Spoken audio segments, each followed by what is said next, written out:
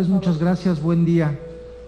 Iniciaría con las preguntas planteadas en el ensayo de por qué quiero y debo ser yo electo magistrado electoral para la Ciudad de México. Tengo una vocación de servicio muy férrea y muy amplia. Del 2012 a la fecha he tenido cargos de dirección en las alcaldías. Tengo un carácter e integridad para contribuir al desarrollo del Estado de Derecho. Tengo una formación jurídica sólida. He participado en diferentes campañas como coordinador jurídico del 2005 a la fecha y tengo la certeza de que llegar a la judicatura, viniendo no de ella sino del servicio público, le daría un refresco a la misma. En los últimos tiempos ha sido evidente que se le ha cuestionado las resoluciones emitidas por los órganos jurisdiccionales. Tengo la convicción de que mi trabajo en el servicio público, donde he tenido que realizar diversas actividades como es la emisión de resoluciones, siempre lo he hecho con la convicción de que sean apegadas a las normas constitucionales. Esa frescura que le daría yo al llegar a la judicatura va encaminada, una, al tema de mi convicción por los derechos humanos. Soy de formación más pragmática que teórica, y eso es, a mi consideración, una de las cosas que le ha faltado a los órganos jurisdiccionales en materia electoral. En términos jurídicos, creo que debe haber una mayor coordinación entre los órganos jurisdiccionales y el Poder Legislativo. Uno de los temas que yo abordaba en mi ensayo para cuando me registré es el tema de la regulación de las redes sociales, teniendo como límites la libertad de expresión y también enfocada hacia el uso de recursos públicos que interponen o interfieren en la equidad de las contiendas. Por lo anterior es que yo me inscribí a este proceso y considero tener las capacidades para estar en ello. Muchas gracias. Fuimos un poquito apurados. El ciudadano Adolfo Román Montero procede de la Ciudad de México. Es correcto, soy de aquí. Él en este momento funge como director, ¿verdad? Soy director general jurídico en la alcaldía de Cuauhtémoc. Muy bien. Y su labor ha sido más en las alcaldías. Es correcto, bueno, es como en le las decían, delegaciones, ahora alcaldías. No vengo de la judicatura, soy más un servidor público. Muy bien, de acuerdo. ¿Una pregunta? ¿Algo a destacar? Muy bien. ¿Algo más que le gustaría agregar? No, creo que tengo las condiciones necesarias para obtener para ser considerado magistrado electoral en la Ciudad de México. Muy bien. Pues sí. Muchísimas gracias. Éxito. Muchas gracias. Y en su momento les darán la comunicación pertinente. Gracias por estar aquí, le agradecemos mucho. Continuamos con las entrevistas. Es el caso, por favor, de Alejandro Romero Millán. En este momento continuamos con la Ciudad de México. Se desempeña como consultor jurídico para la firma APS Estrategia Sociedad Civil. Así es. Ha participado como árbitro en materia de arrendamiento inmobiliario, asesorías y postulancia en materia civil, familiar y mercantil en el despacho jurídico Romero y Asociados. Asimismo, se ha desempeñado como docente en la asignatura de la materia de Ciencia Política en la Universidad de Desarrollo Empresarial y Pedagógico. Muchas gracias. Maestro en Derecho por la Universidad Nacional Autónoma de México. Así es. Adelante, pues Alejandro. Muchas gracias, senadora, senador, por recibirnos en este recinto. Yo quisiera empezar diciendo que muchas veces desde la academia y desde el sector público se critica enormemente las resoluciones del tribunal, pero es precisamente porque tienen una cuestión política que siempre repercute en el ámbito nacional o en el ámbito legislativo para después plasmarse en ellas. Pero también hay que tomar en cuenta que a partir de 1996 ha habido avances significativos en la materia. A mí me ha tocado siempre estar fuera del tribunal, solamente estuve un periodo corto de tiempo en la sala superior, ahí en la elección de 2006, pero estuve yo en la Secretaría General. Y bueno, lo que yo tendría que decir en este momento es que muchos de los avances argumentativos que se han tenido han sido por cuestiones que los tribunales electorales han ido adaptando a la materia electoral. Por ejemplo, el garantismo jurídico, que es de naturaleza esencialmente penal, fue adaptado por la Sala Superior a partir de la década de los 90 para efectos de maximizar los derechos político-electorales, pero sobre todo el tema de acceso e impartición de justicia. Ya a partir de 2011 todo ese bagaje que se venía dando, sí, las actuales integraciones lo que han hecho es precisamente seguir con esa línea de maximización,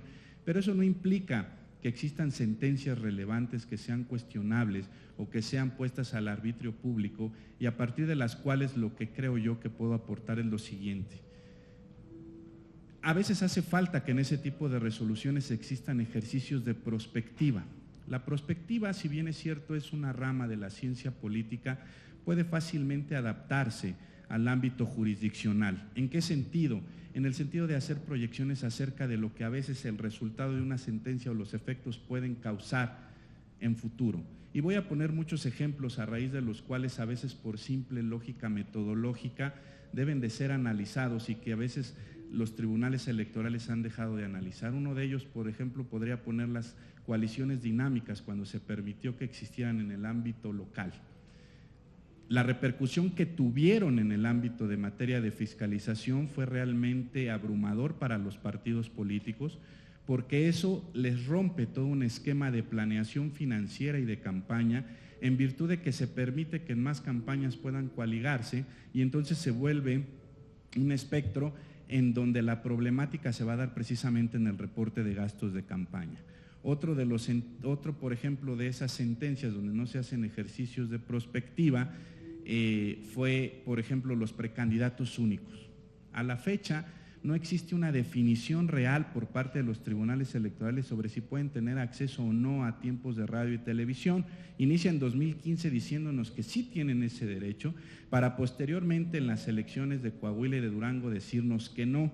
Y después nos dicen que sí, siempre y cuando no trascienda a la ciudadanía, pero nunca se hace un ejercicio real acerca de los efectos que esas sentencias pueden llegar a tener en futuro y que repercuten, insisto, en el ámbito incluso de las cargas que le implica la autoridad, y eso para mí es una falta de visión de Estado, en el sentido de que debes de analizar todo el conjunto o el conglomerado de afectación que se puede llegar a generar por el dictado de una resolución a otros ámbitos de la propia materia. Es decir, la maximización de un derecho sí debe ser aterrizada y sí debe ser vista en función de todos los elementos que están o que la circundan a ese derecho político electoral para efectos de producir una sentencia, y eso podría traer como consecuencia sentencias más sólidas que se defiendan por sí mismas, incluso en el debate público, a partir de ese tipo de ejercicios.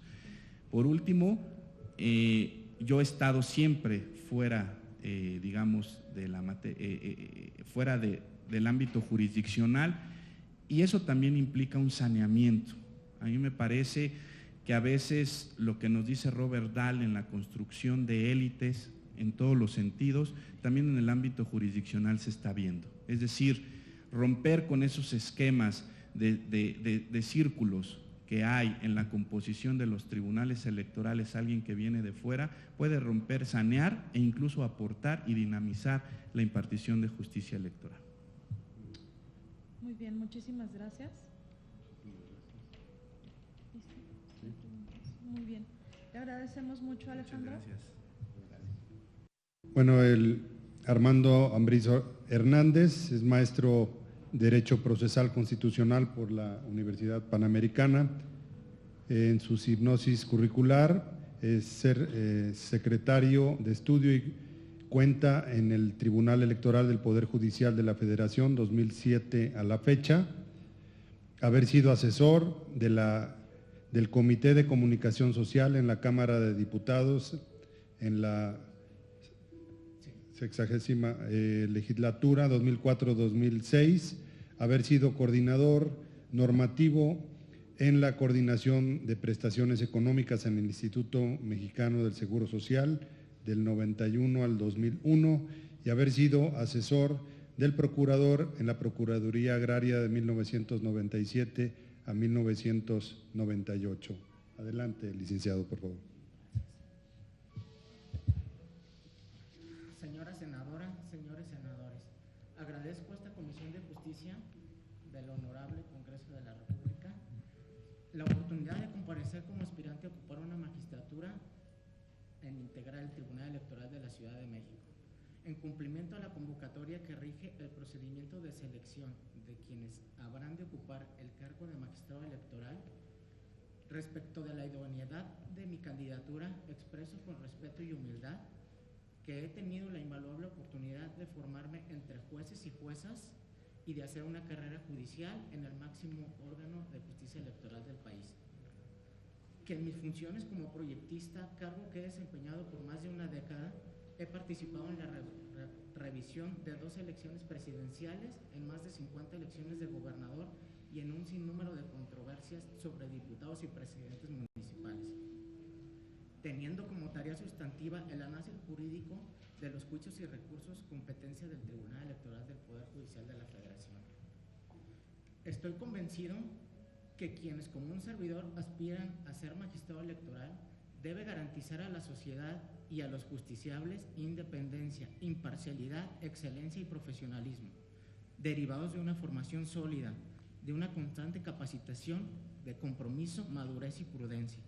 Compromiso para hacer respetar la Constitución y la ley, madurez para hacer que sus principios prevalezcan y prudencia para tener presente que la aplicación del derecho impacta no solo en las relaciones de poder, también en un plano igual de importante el ejercicio de los derechos de las y los ciudadanos, la renovación de las autoridades y la conformación y vigencia de la pluralidad, la inclusión y la igualdad de los órganos de representación. La paz social depende en muchos casos de las sentencias dictadas por los tribunales de justicia electoral. Por ello, el árbitro debe siempre tener presente el efecto de sus decisiones para evitar ser un juez irracional o letrista. El buen juez debe comprometerse día a día a ser un factor de equilibrio, estabilidad y certeza para los justiciables. El perfil del juzgador al interior del órgano de justicia que conformará deberá llamar al diálogo, al respeto y a la construcción de decisiones que se nutran de las razones que da el derecho, de la solvencia de sus argumentos, de los cuales se justifique la decisión que como pleno se dicte. Quienes aspiramos a integrar un tribunal colegiado, como son los tribunales electorales de las entidades federativas, debemos sumar a la apertura y al respeto de las diferentes opiniones y formas de pensar de nuestros compañeros, buscando siempre el consenso. La disposición al diálogo y a la construcción de soluciones son ejes de actuación que, de ser favorecido por la decisión de esta soberanía para integrarme a la judicatura, guiarán permanentemente mi actuar como magistrado. Estimo que puedo aportar mi experiencia como funcionario de un órgano jurisdiccional terminal de revisión extraordinaria de los actos de las autoridades locales. El Tribunal Electoral del Poder Judicial de la Federación, institución que respeto y a la que agradezco profundamente las enseñanzas brindadas, ha sido el espacio desde el cual he conocido y participado en la elaboración de proyectos de sentencia que me llevaron a examinar los marcos jurídicos electorales de prácticamente todas las entidades del país. He sido testigo de cómo se han conformado los criterios interpretativos más novedosos y visionarios de los derechos político-electorales que rigen no solo las reglas de la contienda electoral, también la participación fuera de los comicios de las y los ciudadanos al ejercer los derechos de afiliación, asociación y de la libertad de expresión en materia política. Criterios que en muchos casos han motivado reformas a las leyes electorales y han permitido construir una visión más amplia del ejercicio de los derechos. La decisión personal de optar por la judicatura como un proyecto de vida atiende en gran medida, lo debo de aceptar, al ejemplo que tuve de mi padre, un hombre y un jurista que en vida me inculcó el respeto a las leyes, el respeto a las instituciones y el respeto hacia las personas. Soy consciente de que la justicia electoral es el reflejo de los jueces que la imparten. Empeñaré mi mejor esfuerzo para enaltecerla y que ésta cumpla con la sociedad y el Estado. Con las herramientas que me permiten mi formación y mi experiencia en materia electoral, someto a su consideración la viabilidad de mi candidatura. Muchas gracias. Muy bien, muchísimas gracias. Le damos la bienvenida al senador Raúl Bolaños. Gracias. Estaba terminando en la Extraordinaria de Justicia, ya nos acompaña. Muchísimas gracias, ciudadano Armando Ambriz Hernández. Le agradecemos haya atendido la convocatoria. Ciudadano Armando, ciudadano Adolfo, por favor. Muchas gracias. Pues, ahora sí, adelante. Al ciudadano Adolfo Román, preguntarle cuál es su postura respecto a la regulación que existe hoy en día de las redes sociales en las contiendas electorales. Muchas gracias, senador. Sí, mire, mi postura es que el Instituto Nacional Electoral, los órganos político-electorales locales han hecho múltiples esfuerzos para regular el tema de las redes sociales en las contiendas electorales y propiciar con ello la equidad.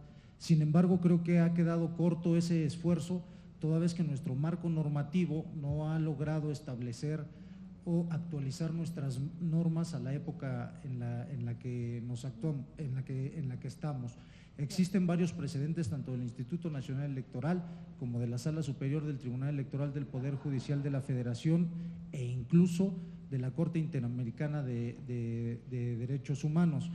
Existe ya una resolución del entonces juez García Sayán en la Corte Interamericana de Derechos Humanos, donde expresaba muy claramente la postura desde la perspectiva de derechos humanos sobre las redes sociales, las cuales podrían ser, se interpreta que tendrían como limitante la libertad de expresión, o esos han sido los criterios que se han adoptado en nuestro país. Sin embargo, es importante realizar estas reformas legales que el Poder Judicial, quienes aspiramos a ser parte de la judicatura, deberíamos de coordinarnos con el Poder Legislativo justo para determinar si la libertad de expresión es límite para las redes sociales y los mensajes que cada uno de nosotros podemos emitir en ellas. Muchas gracias. Muy bien. Yo tengo una que le voy a hacer a ambos.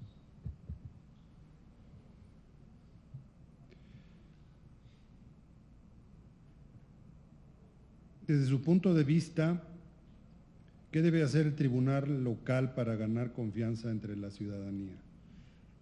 Como lo comenté hace un momento en mi exposición, creo que lo primero que tienen que hacer los tribunales electorales locales, en este caso el de la Ciudad de México, es en sus resoluciones, además de garantizar la independencia y la ética de las mismas, tienen que ser un poco más pragmáticos, emitir sentencias más apegadas desde el punto de vista de los derechos humanos.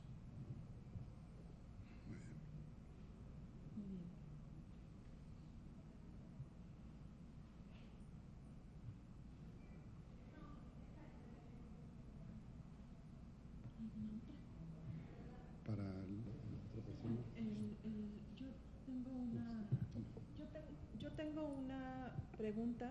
Sí. Que será para ambos. Estamos en un momento donde la democracia tiene que evolucionar, ha estado evolucionando, y una de los derroteros que se está explorando tiene que ver con el voto electrónico, ¿no? Para eficientar y transparentar los procesos sin que ello implique un aumento de costo. Las elecciones ya en sí mismas son onerosas. Necesitamos mecanismos que las hagan eficientes.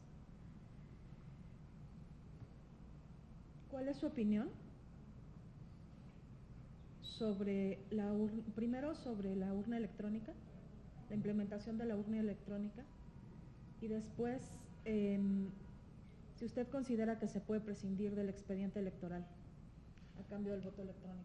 Sí, definitivamente yo estoy a favor. La semana pasada el Instituto Nacional Electoral votó el pleno de su consejo este tema de la urna electrónica y fue aprobado. Yo estoy a favor de que los mexicanos, de acuerdo a la Constitución Política de los Estados Unidos mexicanos, sin que tenga que ver el tema de territorialidad, puedan ejercer sus derechos tanto a votar y ser votado. Vamos en esa ruta. Ahorita el Instituto Nacional Electoral con este acuerdo logra que puedan nuestros compatriotas en el extranjero emitir su voto, y yo creo que es un gran avance, como lo decía usted, senadora, en esto, en el tema de democracia y Estado de Derecho.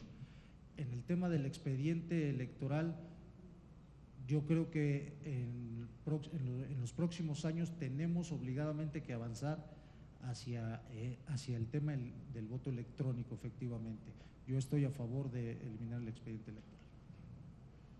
Muchas gracias. Ciudadano Armando, la pregunta tiene que ver con su opinión sobre la urna electrónica y si a partir de esta podemos prescindir del expediente electoral. Sin duda, en la actualidad, la urna electrónica es un medio que al principio implicaría mucho gasto por adquirir todos los equipos en la infraestructura, pero después habría un ahorro muy grande. Sería en beneficio de toda la sociedad, porque incluso un sistema de urna electrónica le da la oportunidad y facilidad a aquellas personas con capacidades diferentes. Si se puede, la otra pregunta es si se puede omitir del expediente. No, porque puede haber incidencias ese mismo día, como violencia en la casilla, cuestiones que se tienen que ir armando conforme va pasando la jornada electoral. Son cuestiones muy diferentes. El expediente se tiene que formar forzosamente por las incidencias o acontecimientos que suceden ese día de la jornada electoral. Muy bien. Gracias, senadora. Licenciado Ambriz, como usted bien sabe, hoy en día existe una polémica y mucho descontento por parte de la ciudadanía y desconfianza sobre todo de las resoluciones que emiten los tribunales locales, los tribunales electorales locales. ¿Qué haría usted para devolver esa credibilidad en la justicia local y fortalecer a los tribunales del Fuero Común en materia electoral? Efectivamente hay mucha crítica y tiene mucha razón de ser. ¿Cuáles son dos tareas a las cuales me daría trabajo fortalecer? Yo creo que serían dos líneas. La primera, máxima rendición de cuentas y transparencia. Desde la cuestión de que los recursos públicos siempre en los tribunales electorales, y no nomás en los locales, son opacos, no hay una rendición de cuentas, y aquellos órganos que supervisan a los tribunales electorales locales, pues no transparentan ante la sociedad esos gastos. La otra sería mediante un acercamiento a la sociedad. ¿Cómo sería el acercamiento? A través de convenios con escuelas públicas, privadas, asociaciones de abogados, para ir enriqueciendo la trayectoria de las sentencias, si están hechas en lenguaje ciudadano, si esas sentencias son inimpugnables o son muy difíciles de impugnar. ¿Cómo sería una sentencia difícil de impugnar? Pues cuando trae criterios internacionales, cuando trae doctrina, cuando trae toda una serie de elementos y precedentes que la hacen difícil de controvertir. Eso le daría muchísima confianza a la ciudadanía respecto a la gestión de los tribunales locales y igual a los federales. Muchas gracias. Muy bien. ¿Una pregunta? Perfecto. Bueno, pues con esto daríamos… muchas gracias. Gracias. Gracias, licenciado. Bienvenido, doctor. El doctor Armando Hernández Cruz Es doctor en Derecho por la Universidad Nacional Autónoma de México. Ha sido magistrado en el Tribunal Electoral de la Ciudad de México. Ha sido magistrado presidente en el Tribunal Electoral del entonces Distrito Federal. Ha sido coordinador de asesores en la oficina del consejero electoral del Instituto Electoral del Distrito Federal y ha sido consejero distrital suplente habilitado en funciones durante el proceso electoral federal ante el Instituto Federal Electoral. Todavía Instituto Federal Electoral, sí es cierto. En el Consejo Distrital número 16 del Distrito Federal. Bienvenido, doctor. Adelante. Gracias, senadora. Senador, buenos días. Agradezco la oportunidad de esta entrevista para referirme en 5 minutos de manera muy breve a por qué considero la posibilidad de postularme a este cargo en el Tribunal Electoral de la Ciudad de México. En principio, a mí me parece que todos los tribunales del país, en cualquier materia civil, penal, familiar, pasan por procesos de ratificación de los cargos de la judicatura, de tal manera que incluso en la materia administrativa hay procesos de ratificación.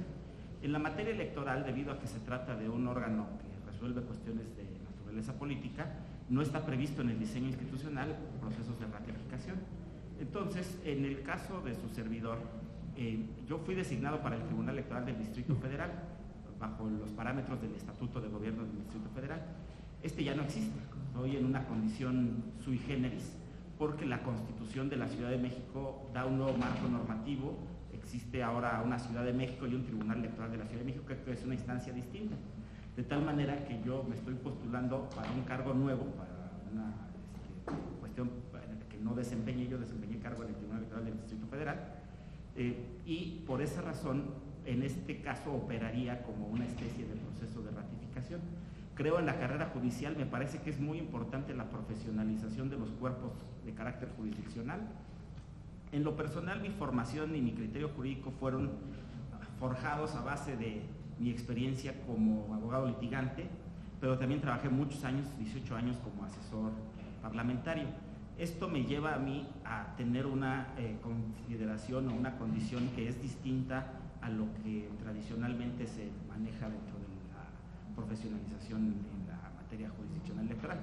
Es cierto que hay muchas personas, aquí he visto yo en este proceso a muchos compañeros y compañeras del propio Tribunal Electoral de la Ciudad de México, de la Sala Superior y de otros organismos de carácter electoral que tienen experiencia, sin duda, yo reconozco la experiencia de muchos de ellos y el perfil, pero en mi caso particular yo reúno las siguientes características. Primero, decía, mi criterio jurídico fue forjado en el litigio.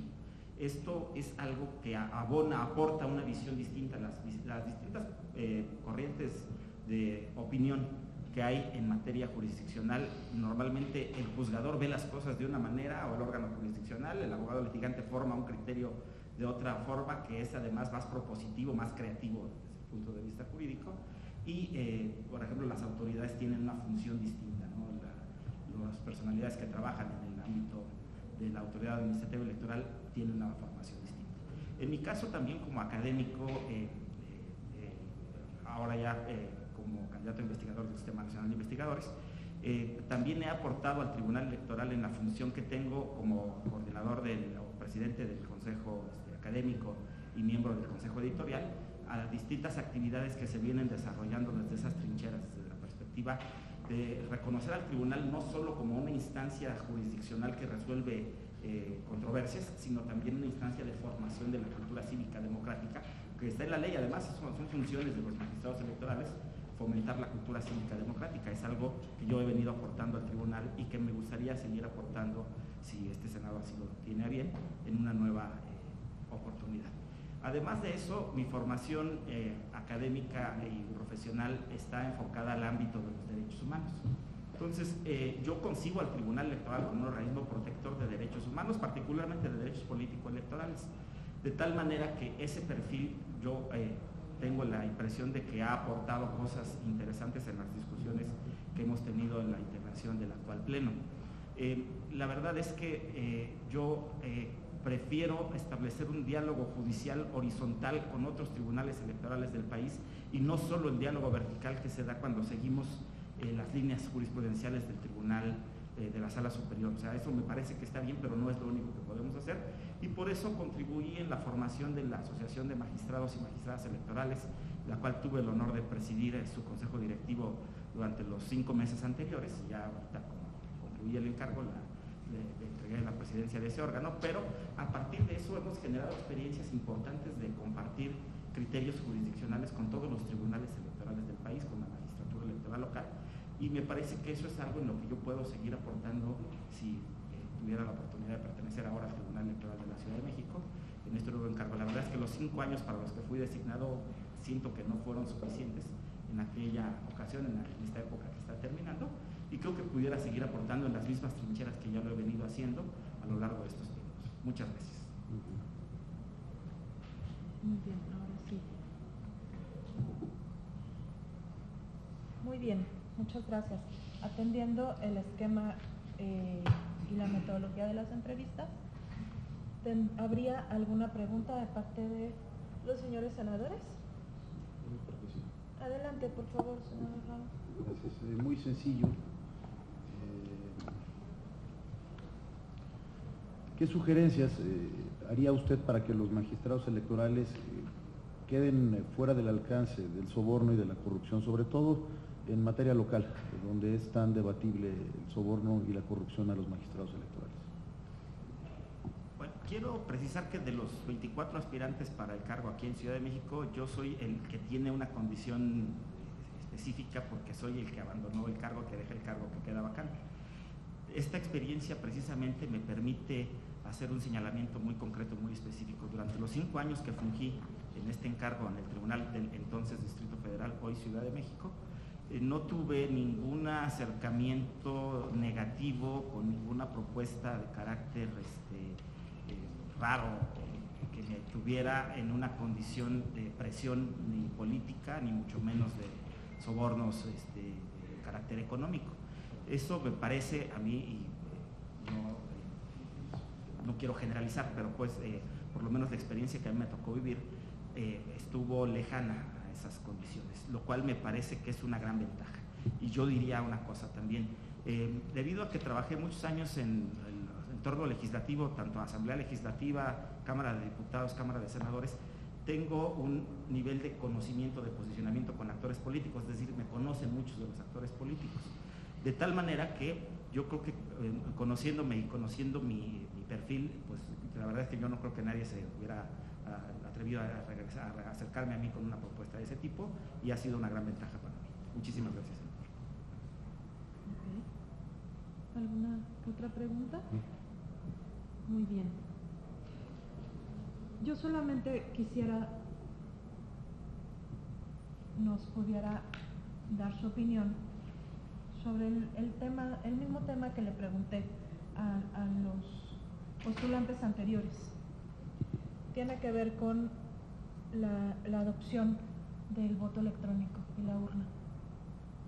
En la zona metropolitana, más que en otros estados y en otras localidades de la República, es mucho más viable por el tema de conectividad, por el tema de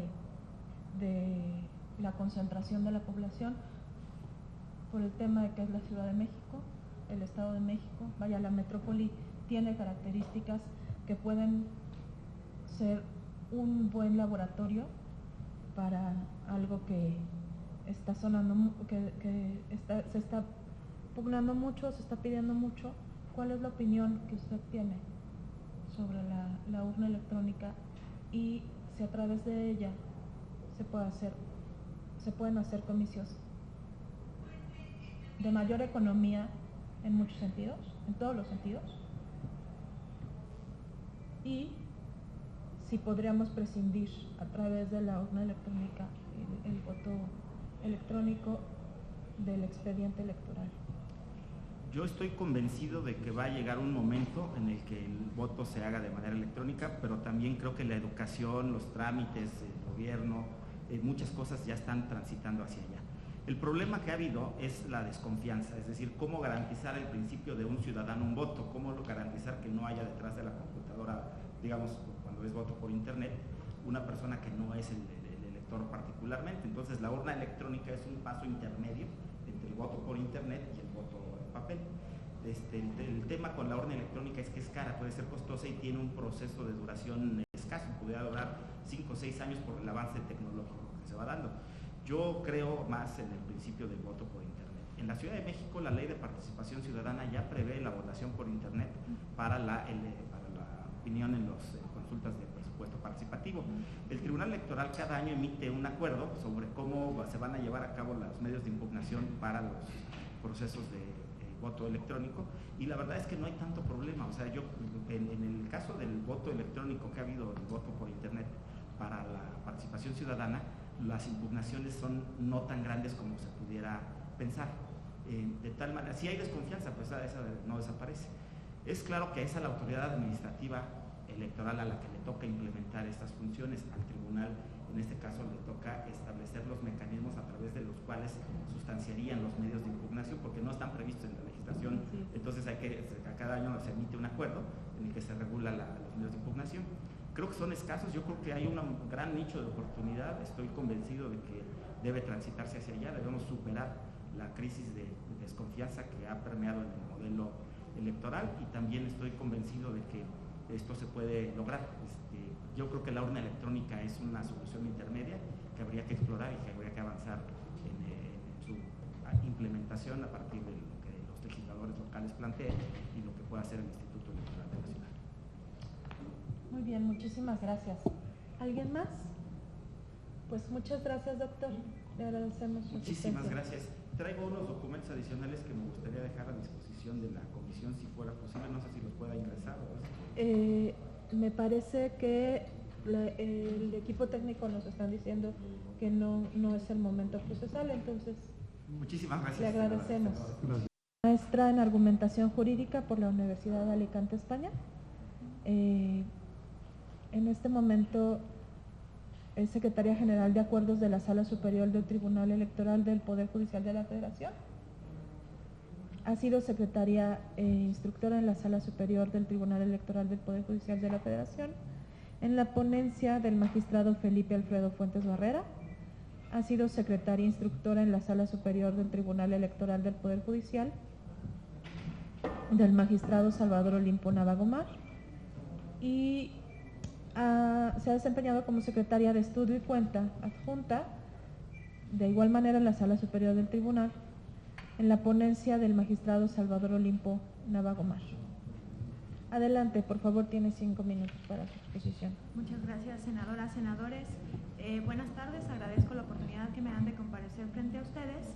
Y bueno, primero quiero iniciar diciendo que estoy convencida que el valor fundamental de la cultura del esfuerzo es la perseverancia, y así es como definiría yo mi carrera judicial de ya casi 17 años en la materia electoral, concretamente en la Sala Superior del Tribunal Electoral. Hace 17 años ingresé haciendo mi servicio social en la ponencia del magistrado José de Jesús Orozco Enríquez, y a partir de esa fecha empecé por todos los cargos de carrera judicial que componen una ponencia, hasta llegar a ser la instructora y actualmente secretaria general de acuerdos. Esto me ha permitido poder haber participado en 3 procesos presidenciales electorales en la Sala Superior, de los 4 que desde el tribunal forman parte del Poder Judicial, y de los que les ha tocado calificar, he participado en 3. Asimismo, he realizado más de 300 proyectos de sentencia de diversas entidades federativas y con legislación federal, como secretaria de Estudio y Cuenta. Y bueno, sobre estos antecedentes es donde baso mi aspiración legítima para participar en este concurso en magistrado de la Ciudad de México. Lo que pondré al servicio de esta judicatura electoral pues es mi trayectoria en el Poder Judicial, concretamente en la materia electoral, y bueno, atendiendo a la experiencia que he tenido, pues para mí hay que darle una mayor fortaleza a las autoridades electorales locales. Incluso lo he dicho en otras entrevistas que me han realizado. Yo creo que en especial, tratándose de los tribunales electorales locales, se requieren una serie de reformas, evidentemente de carácter legislativo, como por ejemplo el tema de su presupuesto, el tema de las facultades de algunos tribunales electorales, y también pues hacer una homologación incluso en los ingresos de los magistrados.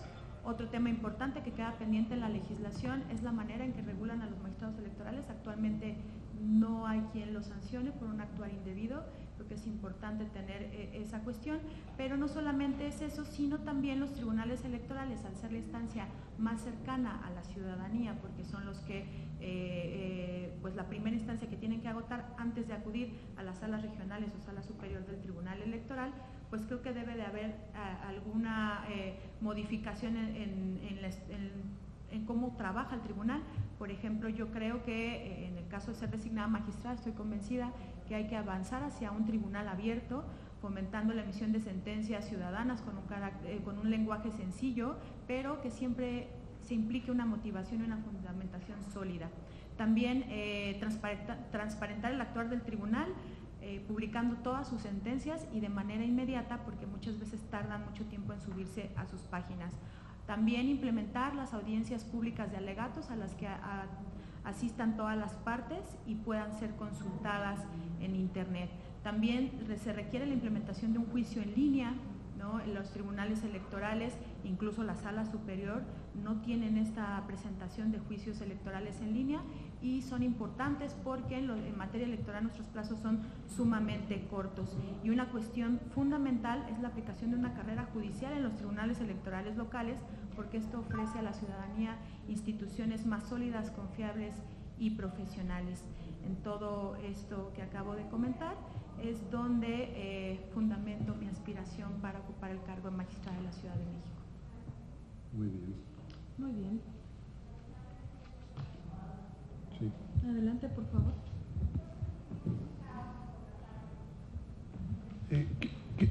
Es una pregunta. ¿Qué medidas efectivas considera que deba tomar un órgano jurisdiccional como el tribunal a efecto de garantizar la transparencia de sus actuaciones? Pues bueno, son diversas. En especial, primero, de carácter jurisdiccional, como mencionaba, la publicación de todas sus sentencias el mismo día de su emisión. Por otro lado, también publicar la agenda de los magistrados, cómo se utilizan los recursos del tribunal, ¿no? Vemos que muchas páginas, si nosotros nos metemos a las páginas de muchos tribunales electorales, la verdad, ni siquiera encontramos las sentencias. Entonces, tener una verdadera página donde tengamos esta situación, evidentemente, pues sus audiencias públicas en tiempo real, ¿no? Donde estén las partes. Yo creo que es bien importante eliminar las audiencias de alegatos, digamos, privadas. Deben de ser públicas, donde estén presentes las partes y que puedan ser transmitidas. Y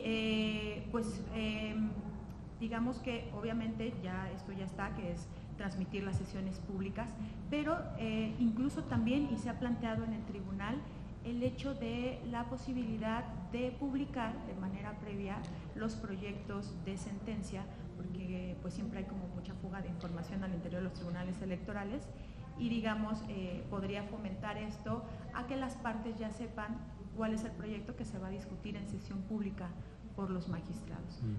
Esa sería mi propuesta. Muy bien.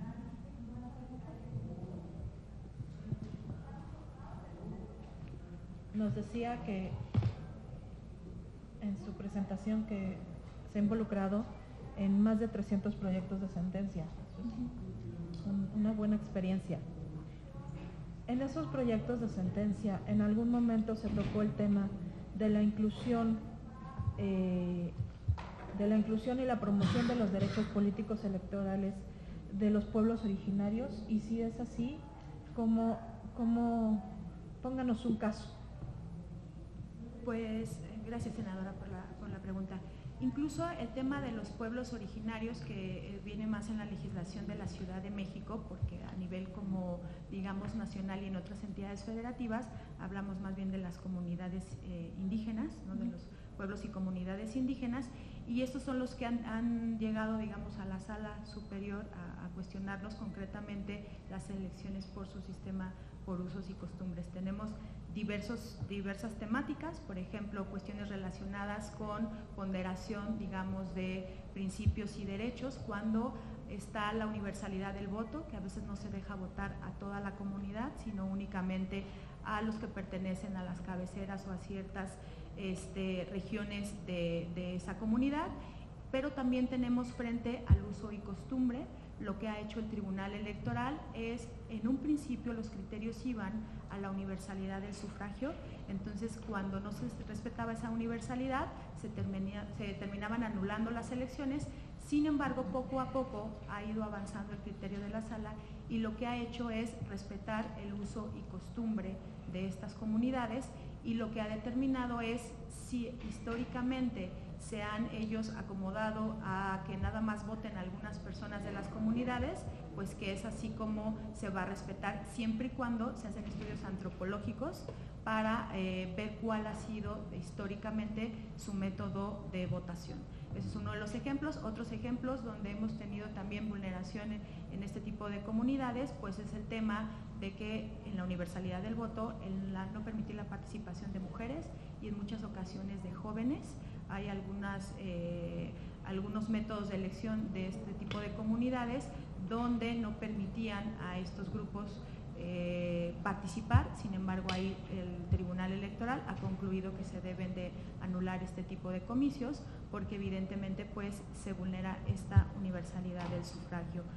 Otros temas que hemos tenido con ellos son en lo relacionado, por ejemplo, a la entrega de sus recursos, ¿no? De recursos a estas comunidades. Incluso fue la anterior integración de la Sala Superior la que dio procedencia a estos medios de impugnación a través de juicios ciudadanos para que las comunidades reclamen la entrega de sus recursos, digamos, a los ayuntamientos, porque muchas veces se recibía el dinero por el ayuntamiento y no se repartían a las comunidades, y a este tipo de comunidades se les permitió y se les otorgó vía ciudadana y se consideró que es materia electoral también la entrega de sus recursos. Serían algunos ejemplos, senadora, de estos tipos de juicios. Muy bien, muchísimas gracias. Pues le agradecemos mucho, maestra Berenice. Muchas gracias, senadora. Buenas tardes, gracias. Comparece ante este grupo de la Comisión de Justicia el licenciado Carlos Antonio Neri Castillo. Es licenciado en Derecho por la Universidad Nacional Autónoma de México. Fue secretario de Estudio y Cuenta y coordinador de ponencia en el Tribunal Electoral de la Ciudad de México de 2018 a la fecha. Fue secretario de Estudio y Cuenta de la ponencia de la magistrada Marta Mercado Ramírez en el Tribunal Electoral de la Ciudad de México de junio de 2017 a noviembre de 2018. Fue secretario de tesis en la ponencia del magistrado Constancio Carrasco Daza en la Sala Superior del Tribunal del Poder Judicial de la Federación de junio a noviembre de 2016, y fue subdirector de la Unidad Técnica de lo Contencioso Electoral del Instituto Nacional Electoral de febrero a junio de 2016 y de febrero a junio de 2017. Estamos atentos a su comparecencia, licenciado. Muchas gracias. Señora y señores senadores, integrantes de la Comisión de Justicia del Senado de la República, agradezco la oportunidad que se me brinda para comparecer ante ustedes a exponer los motivos de mi aspiración a ocupar el cargo de magistrado en el Tribunal Electoral de la Ciudad de México. En ese sentido, me permitiré exponerles los 4 ejes rectores a los que apegaré mi función como juzgador en caso de resultar designado para el cargo. En primer lugar, considero fundamental la cercanía con los justiciables, dando especial atención a grupos en situación de vulnerabilidad, es decir, mujeres, adultos mayores, grupos comunidad LGTBIQA, y lo que se acumula esta semana. Así es. Esto a fin de generar confianza en el tribunal cuyo pleno pretendo integrar, permitiendo a las personas la oportunidad de ser escuchada en defensa de sus pretensiones, para comprender y ser sensible ante sus circunstancias particulares y, en su caso, juzgar bajo una perspectiva que permita suplir sus desventajas, pero sin perder la neutralidad al momento de motivar mis decisiones. Como segundo punto, ceñiré mi desempeño a pautas de transparencia, de manera que, desde luego, protegiendo información legalmente reservada, no solo las partes involucradas en el litigio, sino las personas en general, conozcan los elementos de juicio que respaldan mis actuaciones, mis criterios y mis votos. Así, contribuirá a generar certeza y confiabilidad en los veredictos del órgano colegiado, cuyo pleno busco conformar. En este tenor, impulsaré prácticas en aras del principio de máxima publicidad que permitan el constante escrutinio de la actividad jurisdicente, tales como la creación de un sistema para dar seguimiento vía electrónica y en tiempo real al desarrollo de los expedientes a mi cargo, publicando las demandas incluso desde su presentación. El tercer aspecto de mi desempeño radicará en preservar una visión progresista, expansiva al máximo de los derechos fundamentales, pero sustentada en interpretaciones verificables que partan de la presunción constitucional, labor que ejerceré sin perder de vista el proceso deliberativo a nivel parlamentario como motivación del sentido de las normas, así como el principio de deferencia al legislador. Así mi proceder seguirá líneas jurisprudenciales claras, predecibles, estables y con firme asidero constitucional y convencional, reconociendo derechos de los individuos, pero al mismo tiempo salvaguardando los derechos de la sociedad y el orden público, bajo la idea de concordancia práctica de la que nos habla Gustavo Zagrebelsky, lo que implica ser compatibles principios y valores constitucionales cuando estos entren en pugna. Como cuarto eje, me comprometo a realizar una labor prospectiva, útil para definir no solo el caso controvertido en turno, sino futuros y próximos casos. Desde mi punto de vista, la jurisprudencia electoral debe proyectarse a futuro para evitar lesiones irreversibles en los derechos y bienes protegidos por el orden jurídico en la materia. De ahí que el juicio electoral no debe ser solo reactivo, sino también prospectivo. Lo anterior es relevante, dado el dinamismo de las cuestiones electorales, respecto al cual el trabajo legislativo puede resultar insuficiente para anticiparse a todos los supuestos que lleguen a ocurrir. Por tanto, soy partidario de una labor jurisprudencial que sea complemento del trabajo legislativo, una forma particular del equilibrio entre poderes, el judicial partiendo de lecturas del texto legal sin caer en interpretaciones exorbitantes, y el poder legislativo abrevando de dichas lecturas para perfeccionar y enriquecer la norma. Fórmula que, debo destacarlo, ha sido muy fructífera en el ámbito o en lo que hace a la legislación en materia electoral. Ahora bien, una vez sentados los ejes que de resultar designado definirán mi gestión, me permitiré ejemplificar mi compromiso, guardado con los anteriores postulados, con una sentencia cuyo proyecto elaboré. Se trata del juicio de revisión constitucional 17-2010 del índice de la Sala Regional Jalapa del Tribunal Electoral del Poder Judicial de la Federación, en el cual se estableció el criterio en materia de paridad de género, según el cual en la postulación de candidaturas en fórmula, la fórmula propietaria corresponda al mismo género que la suplente, asunto precedente del criterio emitido por la Sala Superior, conocido comúnmente como caso Antijuanitas.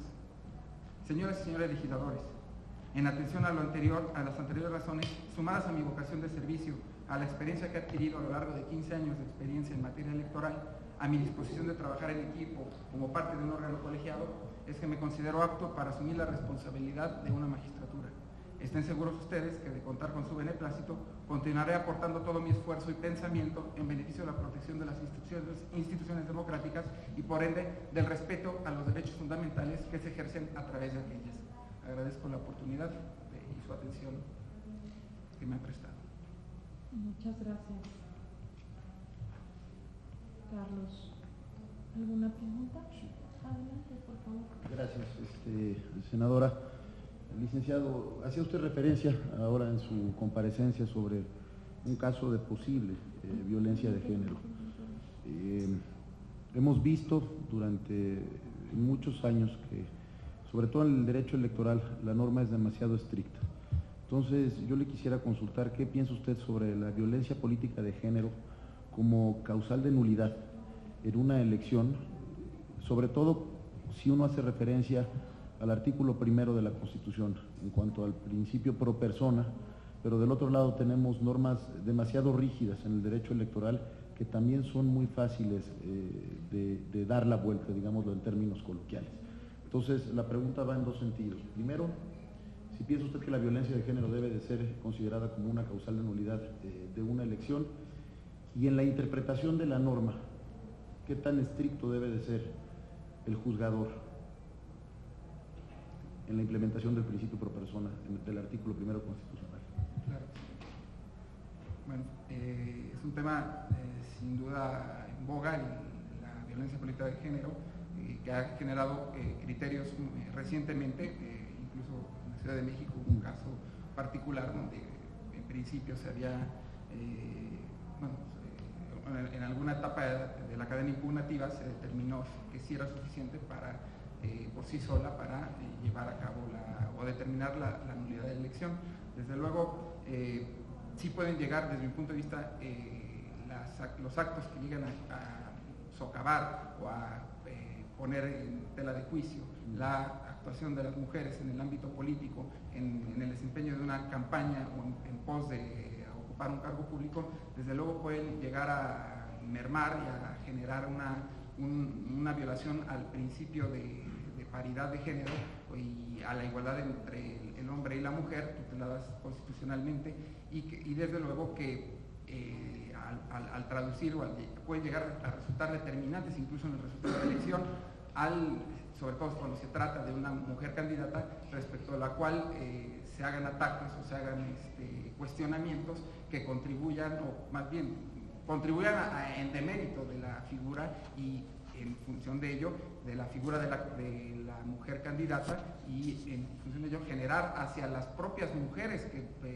votantes con el electorado una visión errónea, no solamente respecto a la imagen de la candidata, sino también respecto a las posibilidades que ellas como mujeres pueden o tienen para ejercer su derecho al voto informado, porque no nada más está controvirtiendo o atacando a la mujer candidata, sino a al potencial electorado del género femenino que la apoye. Entonces, en ese sentido, me parece que puede haber, claro, entrarían en tensión dos principios: paridad de género respecto a los principios rectores de igualdad entre el hombre y la mujer, y frente a los principios rectores del proceso electoral, que en determinado momento hay que generar ahí una ponderación para ver en qué medida el sacrificio del proceso o de los principios rectores es válido para tutelar el principio de igualdad entre hombre y mujer, lo cual desde luego puede llegar a trascender,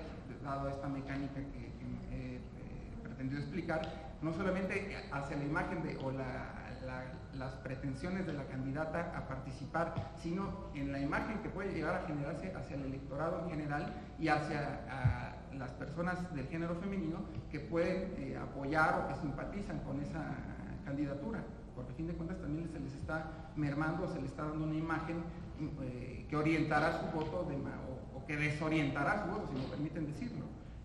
Creo que esa es la relevancia, y creo que ha habido, por lo menos en el ámbito jurisdiccional, ha habido los intentos muy valiosos para tratar de frenar ese tipo de prácticas y que potenciar al máximo que las mujeres accedan en condiciones no nada más de ser postuladas, sino de auténtica competencia equitativa frente al género opuesto, frente al género masculino, y claro, juzgando con perspectiva de género todas las posibles cuestionamientos, señalamientos o propios quizás de la competencia electoral, pero bajo los cuales debemos ser muy cuidadosos en evitar que ello impliquen cuestionar a la candidata mujer por el hecho de ser mujer o por alguna situación que derive de su circunstancia de género. Eso creo es lo que pudiera opinar al respecto. Muy rápido, nada más para ser más pragmáticos, lo voy a poner en un caso práctico. Si tenemos una candidatura de una mujer que no ha violado nada de manera estricta en la ley durante todo el procedimiento, se cumplen con todos los requisitos explícitos en cualquier ordenamiento jurídico, pero mediáticamente ha sido violentada en todos sus derechos, mediáticamente, no jurídicamente, ¿cuál sería la interpretación que usted como juzgador daría en cuanto a la nulidad de la elección, aun y cuando se hayan cumplido con todos los requisitos jurídicos, pero mediáticamente ha sido violentada en sus derechos? Por eso preguntaba yo si aplica el principio pro persona o si nos vamos directamente a lo establecido rígidamente en la ley. Sí, puede aplicar el principio pro persona desde mi punto de vista, no, en parte en lo que hace el ámbito personal de la candidata, pero no por el hecho de nada más de tutelar la candidatura. O sea, sí se protegerá el derecho, desde luego, a contender en circunstancias equitativas, evidentemente, pero sobre todo aquí lo que cobra para mí especial relevancia es la manera en que esa afectación personal, dado evidentemente la relevancia de una candidatura, incluso con independencia del cargo, pero imaginemos que esto sucede respecto de una candidata senadora o de una candidata a presidencia de la República, donde pues, incluso la dinámica puede ser mucho más cáustica, donde puede generar mucho más golpeteo. ¿Qué pasa frente a la sociedad? O sea que al atacar, al menospreciar, al llevar cuestionamientos extremos a la candidatura de una mujer por el hecho de ser mujer, ¿de qué manera está informando al electorado? Eso es lo que para mí trascendería y evidentemente puede ser suficiente para en un momento dado llegar a determinar o a decretar la nulidad de una elección en función, insisto, no solamente de la afectación personal hacia la candidata, sino de los efectos que puede traer hacia el electorado en general, en especial hacia el género femenino votante. Muchas gracias. Muchas gracias. No. Muy bien. Pues le damos las gracias al licenciado Carlos Antonio Neri Carrillo. Muchísimas gracias, senadores. Un placer haber comparecido ante ustedes y estoy a sus órdenes. Mucha suerte. Gracias. Muchísimas gracias. Gracias. Tenemos en este momento a la maestra Claudia Miriam Miranda Sánchez, maestra en Derecho Procesal Constitucional. Ella es secretaria de estudio y cuenta de la Sala Superior del Tribunal Electoral de la Federación, desde la ponencia del magistrado Constancio Carrasco Daza. Ha sido secretaria de tesis en la Sala Superior, también en la ponencia del magistrado Carrasco Daza. Ha sido secretaria de estudio y cuenta de la Sala Regional de la Ciudad de México, bajo la ponencia del magistrado Eduardo Arena Mirabal. Ha sido secretaria auxiliar de la Sala Superior del Tribunal Electoral del Poder Judicial de la Federación. Bienvenida. Tiene 5 minutos para su presentación. Muchas gracias. Agradezco la oportunidad de comparecer ante ustedes en función del proceso de selección de magistradas y magistrados de los tribunales electorales locales. Como sabemos, en México se han creado algunas de las instituciones que actualmente nos rigen en algún momento identificable de nuestra historia.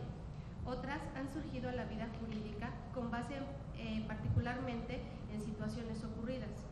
Sin embargo, todas son producto de una evolución político-social con un fin específico, tendente a resolver un inconveniente definido en la comunidad o en la relación Estado-sociedad, como es el caso de los tribunales jurisdiccionales electorales. Podría pensarse que estos han cumplido con la cuota de fortalecimiento del sistema electivo en México, en términos de su funcionalidad, lo cual tiene mucha razón en ello, porque han sido una válvula contenedora de muchos conflictos sociales que de rebosarse hubieran dañado seriamente la regularidad política de la Ciudad de México y en general del país. Sin embargo, la calificación de un órgano jurisdiccional no solo debe hacerse desde la perspectiva de la funcionalidad. En mi opinión, para evaluar con objetividad, hace falta tener en cuenta la percepción de los últimos destinatarios de la función que se realiza, esto es, la ciudadanía. En ese sentido, podemos advertir que existe una visión generalizada en cuanto a la labor de los órganos jurisdiccionales especializados en materia electoral, cada vez más importante, tanto para la sociedad como respecto a las adecuaciones al sistema normativo que se han realizado. Y ello ha dado como resultado un mayor impacto y trascendencia respecto a las determinaciones que se asumen dentro de la sociedad. Debe decirse que la solución a los problemas que se suscitan a lo largo de un proceso electoral dota a los tribunales jurisdiccionales de un poder casi ilimitado, vinculado con su independencia y autonomía, teniendo en cuenta que sus integrantes deben gozar de probidad, honestidad, conocimiento de la materia electoral, criterio jurídico, pero sobre todo conciencia social. Atributos que, valga decir, poseo si deciden a bien designarme como magistrada, los poseo. Así, debo decir que he tenido la oportunidad de participar en diversos procesos electorales, tanto federales como de la Ciudad de México, desde la perspectiva de la jurisdicción. Y al realizar un ejercicio de autocrítica, puedo afirmar que la fortaleza de un órgano jurisdiccional no se obtiene asumiendo protagonismos decisivos, sino tomando con prudencia el papel que corresponde como operadores de la norma. Ello porque si se hace de otra forma, entra el juego de la subjetividad y la discrecionalidad imparable respecto a decisiones fundamentales que pueden llegar a afectar el principio de certeza. lo que provoca entonces que las decisiones se basen en la subjetividad del criterio de quienes la toman, lo cual otorga escenarios confusos y sujetos a la crítica que pueden llegar a concluir en la descalificación del órgano jurisdiccional. Tampoco trato de decir que las instituciones jurisdiccionales deben ser autómatas en sus criterios, sino de la especificación consciente y completa de la ley, cerrando la puerta en la mayor medida posible a la generación de criterios basados en el pensar o el sentir de quienes los emiten o de quienes integran los órganos jurisdiccionales. Por ello, tengo claro que la función de un juzgador es precisamente la de operador de la ley, interpretándola no con una subjetividad ilimitada, sino con mesura. Así, estimo que no por el hecho de que un órgano superior revoque muchas de las determinaciones tomadas por el anterior, se traduce en una mayor impartición de justicia. Por el contrario, en un sistema donde existe pluralidad de pensamientos y por ende de interpretación de la ley, lo más cercano a lo deseable es que hubiera una sintonía en los criterios electorales. Como lo mencioné, he tenido la oportunidad de trabajar durante procesos electorales tanto en la Ciudad de México, en la sala regional, como en la sala superior. Y he podido percibir que el punto central que la sociedad demanda es la confianza. De esta forma, el sistema electoral enfrenta un gran reto actualmente. Se debe comprender que nuestra función es servir y ese servicio solo se brinda dejando de lado la armadura del cargo y poniéndonos en el lugar del servidor público especialista en la materia en beneficio de la ciudadanía. Señoras y señores senadores, tras una vida dedicada a la judicatura y en particular a la judicatura electoral, como lo acaban de mencionar, una parte de mis currículums he transitado por todos los cargos que ha tenido el Poder Judicial y en específico el Tribunal Electoral. Y me he podido dar cuenta que el valor primordial de un juzgador es la defensa de los derechos individuales, pero sobre todo la necesidad de acotar la brecha entre ciudadanía y juzgadores, permitiendo adquirir mayor confianza de ellos en los impartidores de justicia. Y como dijo Dieter Nolen, México no ha dejado atrás la dictadura política. México ha dejado atrás la dictadura política, pero no la dictadura de la desconfianza. Debemos trabajar para recuperarla. Muchas gracias y quedo a sus órdenes. Muchas gracias, maestra. ¿Alguna pregunta? No. ¿Alguna pregunta?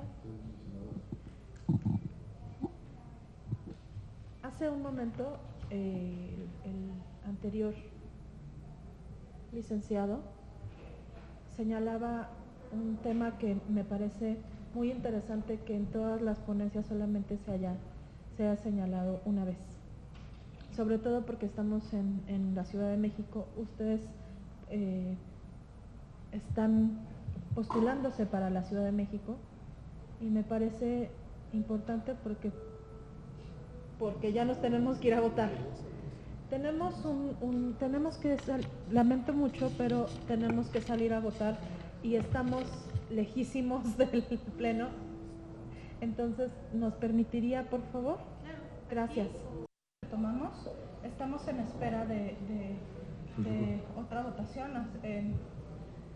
Bienvenida a la senadora Indira.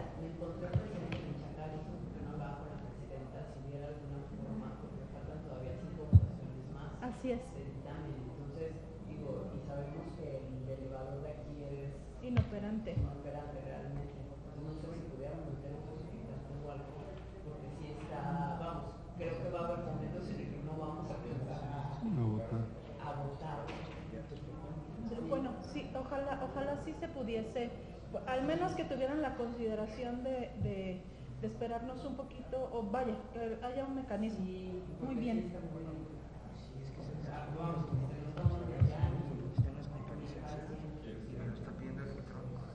Sí, ¿no? Hay que preguntarle a Garita. De todas maneras ya lo están checando, pero yo creo que valdría la pena. Estamos los tres grupos, ¿no? Porque no nada más estamos aquí. Hay tres salas. Sí, yo me encontré viendo al presidente Michak con nuestro senador, igual, o sea, como de ahorita vamos a quedar medias y... Sí, de hecho estábamos en preguntas. Le damos la bienvenida a la senadora Indira. Ella es parte de la mesa directiva de la Comisión de Justicia.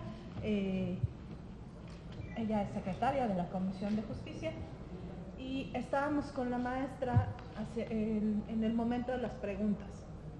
Le comentaba que me parecía interesante que solamente uno de los postulantes haya tocado el tema de la comunidad LGBTI y de los temas de las minorías.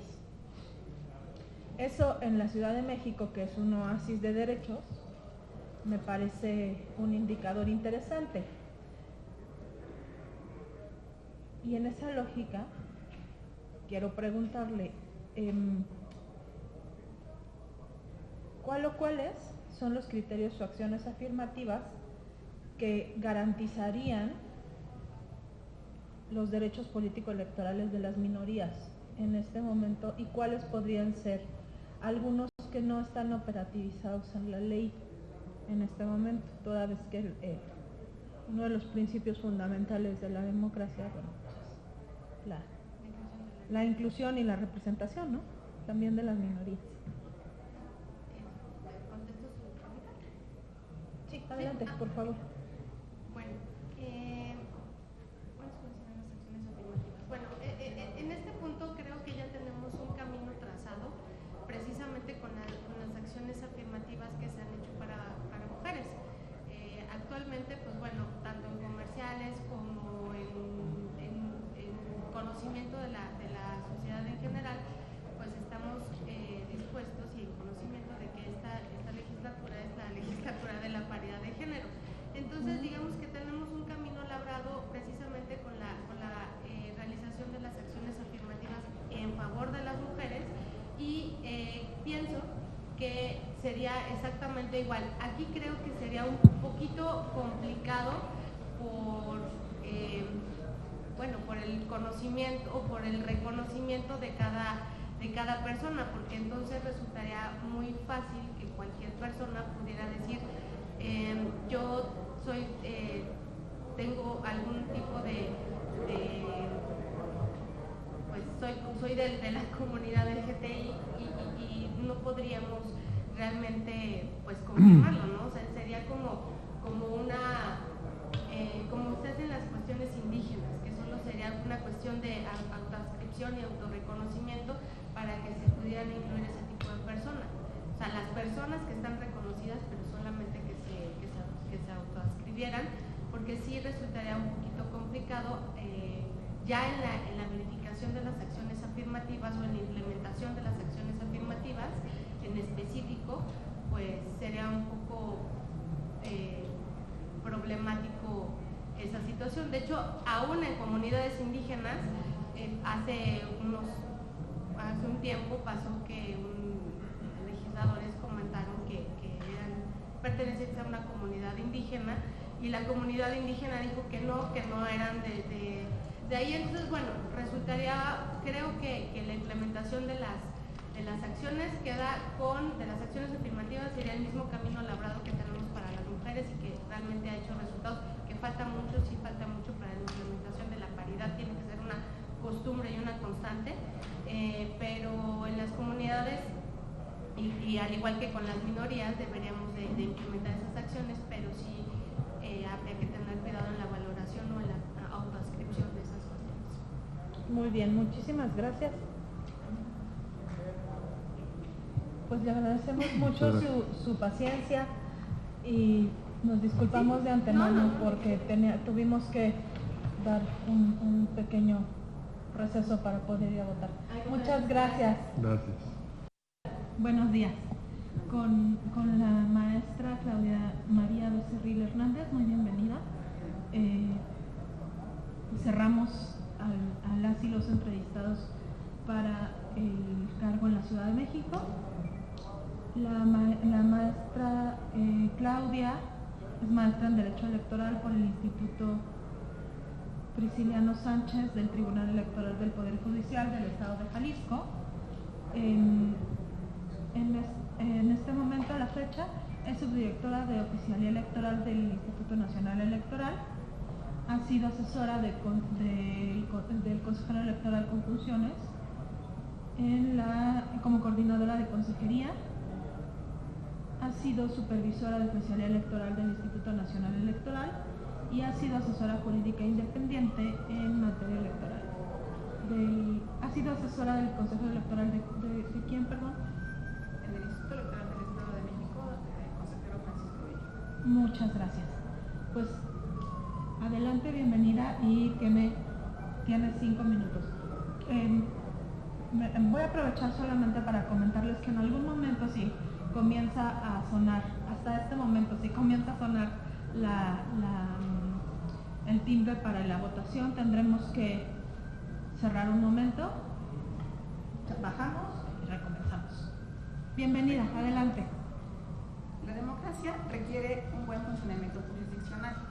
La función jurisdiccional requiere de conocimiento y experiencia. Muy buenas tardes, senadoras, senadores, compañeros.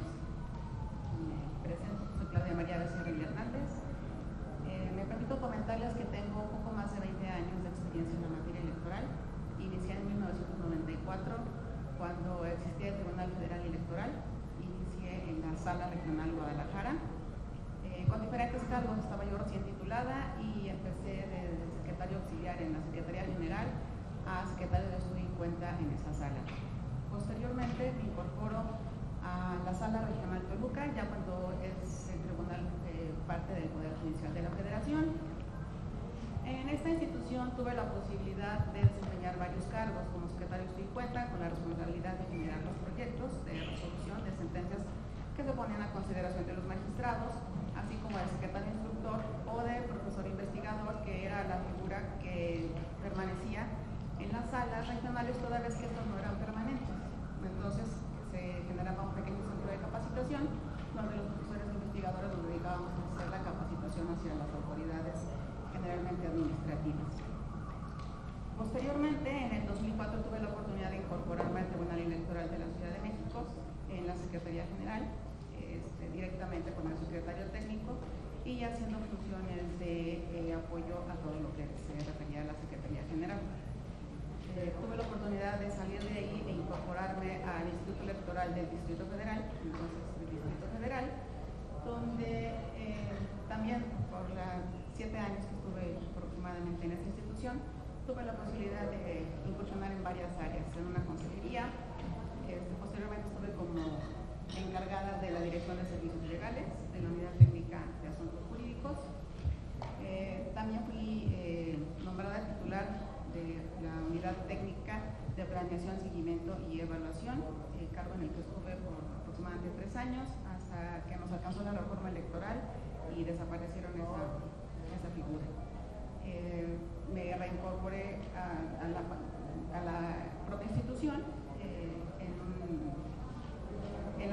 nuevamente en la Dirección de Servicios Legales, en la Unidad Técnica de Asuntos Jurídicos, pero adscrita a la Secretaría Ejecutiva. Entonces ahí tuve la posibilidad de apoyar directamente al Secretario Ejecutivo. Como comentó la senadora, tuve la oportunidad de algún tiempo ejercer como asesora jurídica independiente en materia electoral, pero también en algunas otras materias. Sin embargo, la materia electoral me cautivó desde 1994 que la conocí. Entonces, pues he tratado de seguir en la materia. En 2017, en junio, me incorporo al INE de manera temporal, en una plaza por honorarios, en la oficialía electoral, que, como ustedes saben, es el fedatario público de la institución. Se me da la oportunidad, entonces, de estar en el Instituto Electoral del Estado de México. Ahí estuve como coordinadora de asesores de una consejería y sin embargo se da la oportunidad también de incorporarme ya al INE de una manera permanente en la subdirección de la oficialía electoral, el cargo que ocupo actualmente. En lo personal quiero comentarles que soy una mujer comprometida con las instituciones y con las funciones que en un momento dado me toque desempeñar. No obra en mi expediente ni personal ni laboral ningún tache, no tengo ningún procedimiento ni administrativo, ni civil, ni familiar. Le he conducido con honestidad y el haber trabajado por mucho tiempo en órganos colegiados, me da una visión de el enriquecimiento que se da a través de los consensos y de los disensos. Creo que la experiencia misma debe imperar en los órganos jurisdiccionales, como comenté hace un momento. La función jurisdiccional requiere de conocimiento y de experiencia. Tengo un compromiso adicional como mujer, porque creo que la capacidad del éxito y el profesionalismo no es cuestión de género, sino de personas. De cada uno de nosotros depende, con independencia del género al que estemos adscritos o al que nos haya tocado pertenecer, el éxito, el profesionalismo y la responsabilidad impera en cada uno de nosotros. Muy bien. Muy bien, muchas gracias. Maestra, ¿alguna pregunta? Sí, adelante. Bienvenida a esta Comisión de Justicia del Senado de la República. Y bueno, me queda claro que toda su trayectoria ha venido siendo dentro del área electoral, ¿no? Y sin embargo, hay un tema que, bueno, muy común. Las últimas elecciones, tanto la del año pasado como la que se vivió este año en algunos estados, las redes sociales han tenido una fuerza muy evidente, ¿no? Digo, tal pareciera que se han vuelto más efectivas que cualquier otro medio de comunicación o cualquier otro medio de propaganda, incluso impresa, me atrevería a decir. ¿Cuál es su postura respecto a la regulación de este tipo de medios de comunicación masiva? O sea, ¿hasta qué punto se deben de usar, ¿no? Y hasta qué punto, vamos, ya estaríamos en presencia probablemente incluso de un delito? Sino en el ámbito electoral sí tiene una gran influencia el uso de las redes sociales. Desde mi particular punto de vista, creo que es una materia que debe de regularse. Hoy por hoy hemos ido avanzando paso a paso. No hay una regulación todavía específica, todavía se considera dentro de la libertad de expresión, dentro de la libertad de poderse mover. Ya hay ciertos límites, pero sí considero que es una materia que desde el ámbito legislativo puede ya regularse y también desde el ámbito jurisdiccional, porque si bien hoy por hoy la regulación no está tan específica, a través de criterios jurisdiccionales sí pueden establecerse ese tipo de criterios a manera de que queden acotados a ciertos puntos y de una manera controlada, porque no nada más es la influencia que puede tener a favor o en contra, sino incluso hasta económica, que ha mermado las cuestiones o la equidad en las contiendas electorales.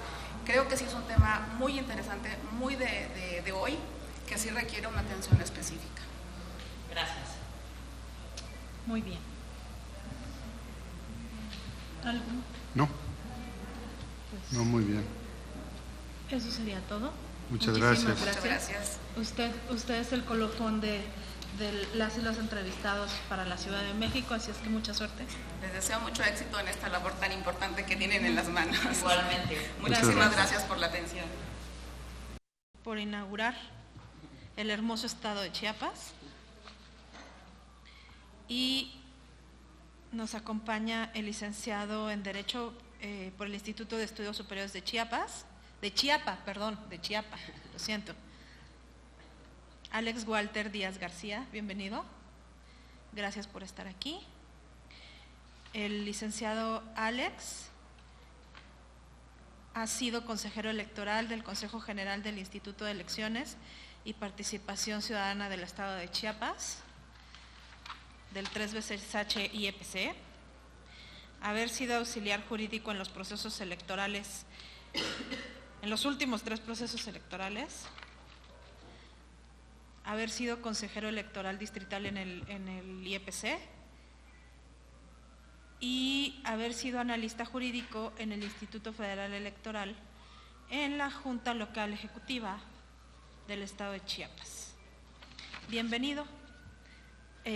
Quiero comentarle que tiene usted 5 minutos y que si en algún momento escucha una campanita y ve que nosotros nos levantamos, corremos, empujamos y gritamos, no es cierto, es que tenemos que ir a votar. Tendremos que dar un pequeño receso y retomamos. ¿De acuerdo? Adelante. Colaval, Milushke, Colaval.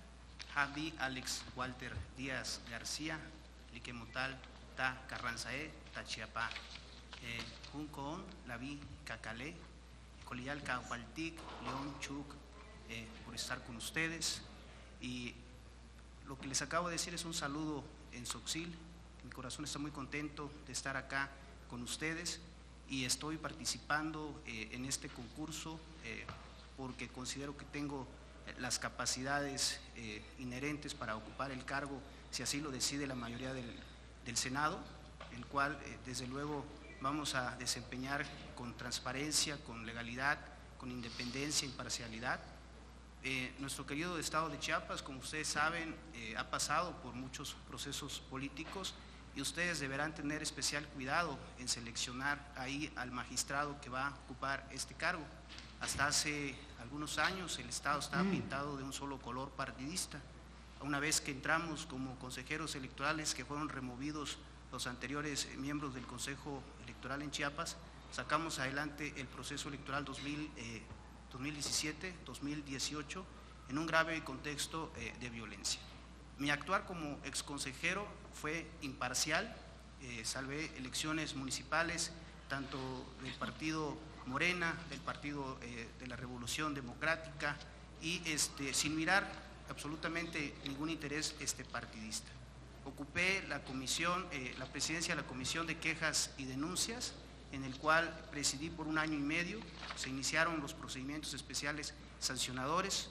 Nunca me tembló la mano por iniciar estos procedimientos en contra de todos los actores políticos que así estaban violentando la ley electoral por fijar propaganda electoral en lugares que fueron prohibidos.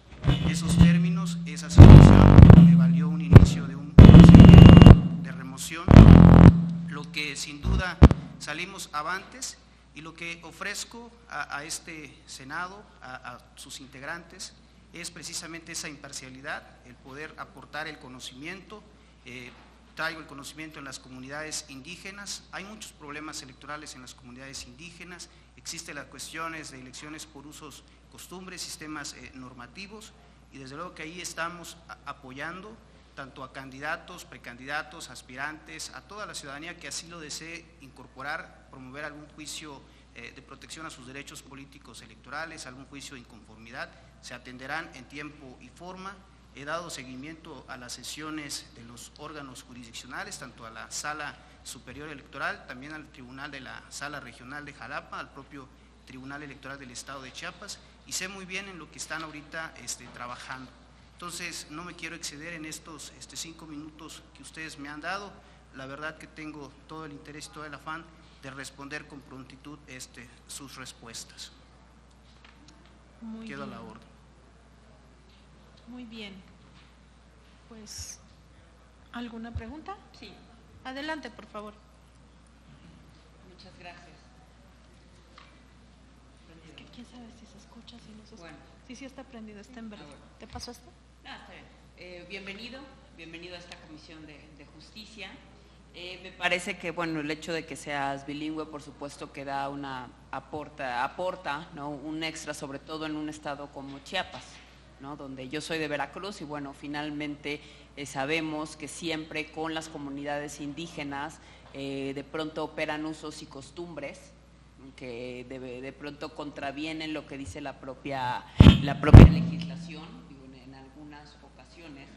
Entonces, digo, mi pregunta sería de qué manera en Chiapas han podido más bien, si se han incorporado algún tipo de usos y costumbres a las leyes electorales a través, por supuesto, de los legisladores o a través de las propias resoluciones que ustedes han venido otorgando desde que eras consejero.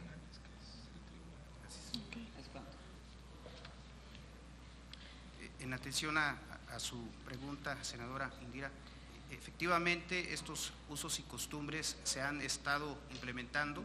El Congreso Local del Estado de Chiapas recibió un exhorto de la Comisión Nacional de Derechos Humanos para atender esta problemática de los sistemas normativos. No se ha legislado en el Estado de Chiapas. Yo di seguimiento a la elección única que ha habido en el estado de Chiapas por sistemas normativos, que es el municipio de Uchuc. Ahí me sirvió mucho, me allego hacia la comunidad celtal y sacamos adelante esa problemática que se estaba viviendo. Se llevó a cabo la primera elección por sistemas normativos. En mi caso, yo no soy promovente de sistemas normativos, simplemente en ese momento escuchamos a los ciudadanos. Me sirvió de mucho reconocimiento por parte de la Secretaría de Gobernación que su servidor, ante 5,000 personas en la Plaza Cívica de Ochuc, fui a dar la cara por el órgano electoral del IEPC y salimos con los reconocimientos ahí ante esa comunidad. Actualmente existen solicitudes por sistemas normativos de Chilón y de Citalá y se están atendiendo por el órgano electoral.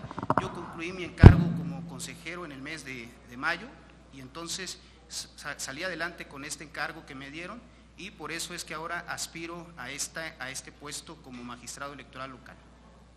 Gracias.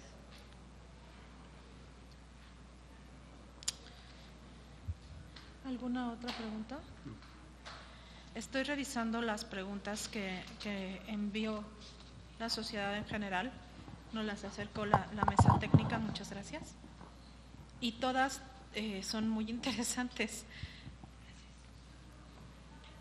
Imprecan a algunos candidatos en particular y están interesantes, sobre todo porque pues hay varios que se están inscribiendo para competir por otro periodo y saben que la ley local lo prohíbe. Quieren repetir. No es su caso. Yo le preguntaría, usted que lo vivió en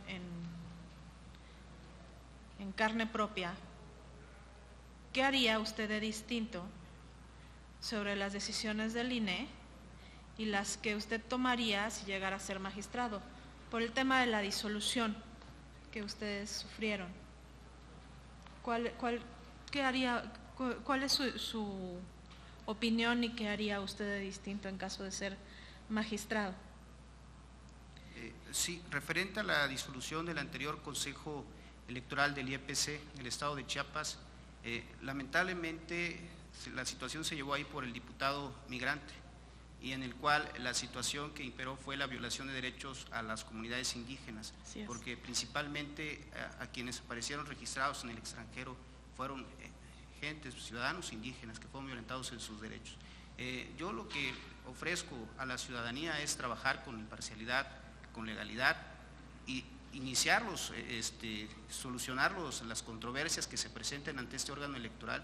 A mí me llamó mucho la atención que en la anterior administración, en un procedimiento especial sancionador que su servidor sustanció junto con la Comisión de Quejas y Denuncias, fuimos exhaustivos. Un ciudadano denunció por publicidad en 2 puentes peatonales.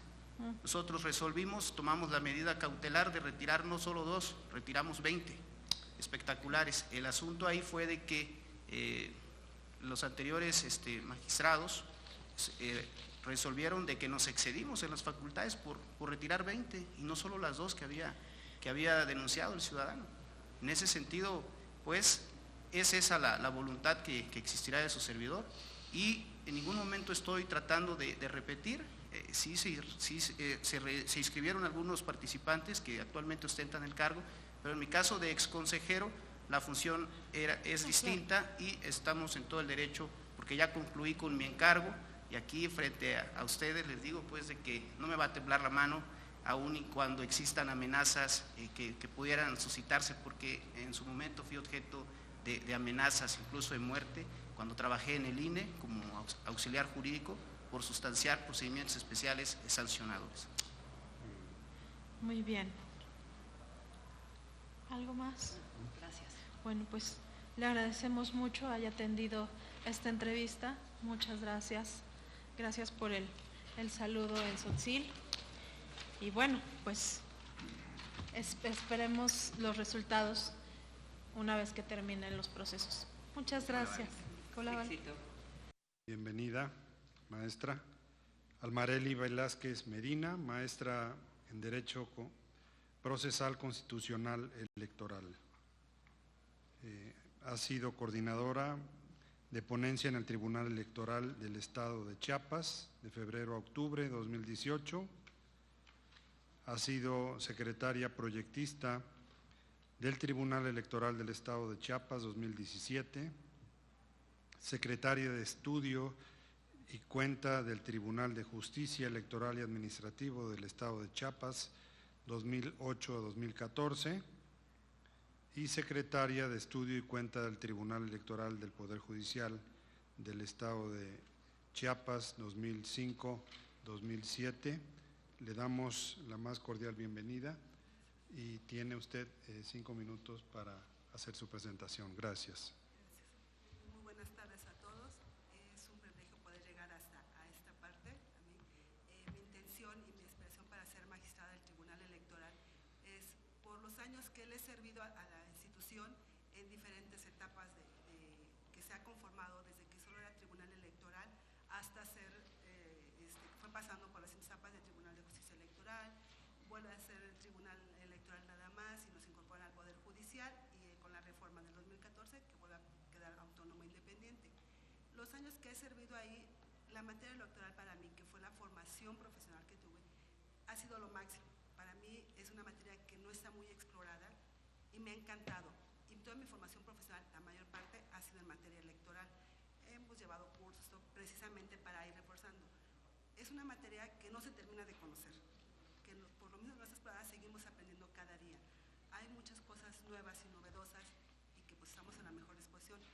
Llegar al tribunal sería actuar con imparcialidad, sacar las resoluciones conforme a derecho, velar por el voto de los ciudadanos, que se respete, y qué más que servirle a mi Estado en una institución en que se le sirve también a la ciudadanía.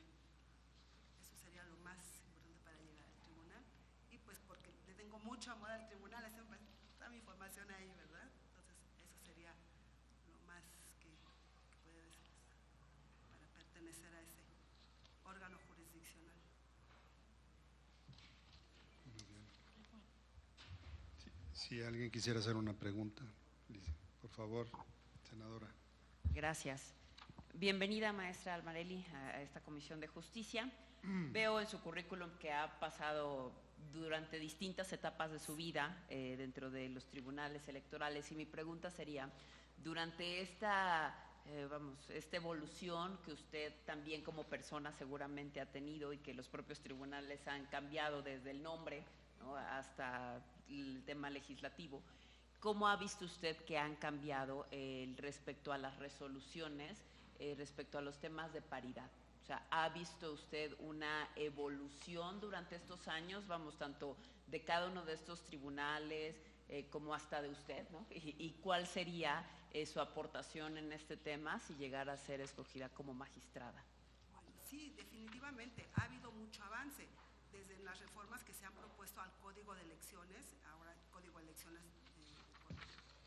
de Participación Ciudadana, que antes solo era Código Electoral del Estado de Chiapas, porque anteriormente solo se repartía 40-60 y ese 40 había muchas partes donde pues, no podían llegar las mujeres, ¿no?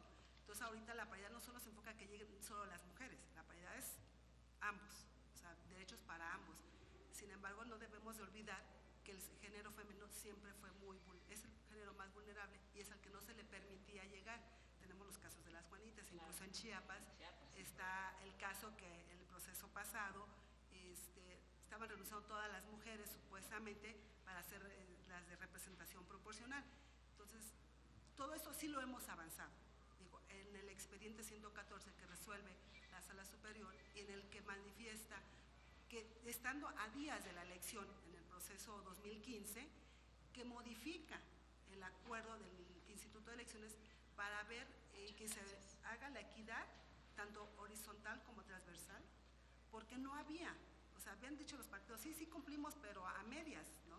Entonces, con esa resolución que emite el Tribunal Federal, se ordena y estábamos a días de las elecciones y fue por eso que se les dio una sanción posterior a los consejeros, ¿no? Por no haber cumplido, porque ya estaba establecido en nuestra legislación que tenía que ser 50 y 50 la paridad y tenía que respetarse tanto horizontal como vertical. Entonces, mi aportación sería seguir respetando por los derechos de las mujeres y también de los hombres, porque me vuelvo a referir, no es solo de un lado, ¿verdad? No puede decir que también todo vamos a hacer para un lado, tiene que ser tal como lo establece la legislación. La legislación establece que debe ser 50 y 50, respetando todos los criterios que ha emitido ya la Sala Superior y las posibles innovaciones que podamos emitir nosotros llegando al Tribunal Electoral. Gracias, maestra. Muy bien. Todo bien. Listo. Bueno, pues muchas gracias. Le agradecemos su participación y el siguiente candidato sería… Muchas gracias. Muy amable. Gracias. Le damos la bienvenida al licenciado Carlos Tobilla Padilla. Él es licenciado en Derecho por el Instituto de Estudios Superiores de Chiapas. En su sinopsis curricular alude a haber sido fiscal de materia en la Fiscalía General del Estado de Chiapas, haber sido magistrado de la Sala Regional Colegiada en el Tribunal Superior de Justicia del Estado de Chiapas, haber sido director de Asuntos Jurídicos en la Secretaría de Gobierno del Estado de Chiapas y haber sido director general de Ayuntamiento en Tuxtla Gutiérrez, la capital. Bienvenido. Tiene usted 5 minutos para su presentación. Adelante. Con su permiso, señores senadoras y senadores. Me presento ante ustedes con profundo respeto, bajo protesta de decir verdad y conocedor de la responsabilidad en que incurren quienes declaran falsamente. Soy un buen ciudadano, un profesional del derecho, de la interpretación de la ley y, en síntesis, un hombre que sabe afrontar retos y desafíos. Lo hago sustentado en una trayectoria en el servicio público por más de 24 años. Mi labor pública es un hecho notorio, como también es un hecho notorio que siempre me he conducido con austeridad, honestidad, transparencia, objetividad e imparcialidad. Jamás he estado involucrado en un acto de corrupción, así como nunca he sido sujeto a una responsabilidad administrativa grave o penal. De igual forma, no tengo ningún conflicto de interés en esta postulación. Soy un experto en la interpretación del principio pro persona, traducido en la maximización y potencialización extensiva de los derechos fundamentales a favor de las ciudadanas y los ciudadanos, del debido proceso de la presunción de inocencia, así como de la libre valoración de la prueba en forma sistemática, lógica y racional. Todos estos fundamentos esenciales de todos los medios de impugnación electoral. Poseo firmes conocimientos en la interpretación de los derechos fundamentales sobre la base de la jurisprudencia cuando se encuentran en aparente conflicto y que es necesario realizar el test de proporcionalidad y ponderación. Mi perspectiva de contribución. La justicia electoral en Chiapas debe ser no únicamente resolutora de conflictos, debe ser transformadora e impulsora de los cambios afines a un mejor sistema político electoral en Chiapas, atendiendo a la realidad exigida.